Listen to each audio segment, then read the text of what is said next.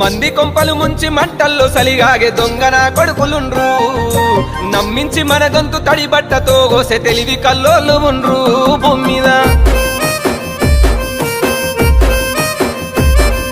మనసులటి పెట్టుకొని మీది కొడి మాట్లాడే ముసుగులో నటులు ఉండ్రు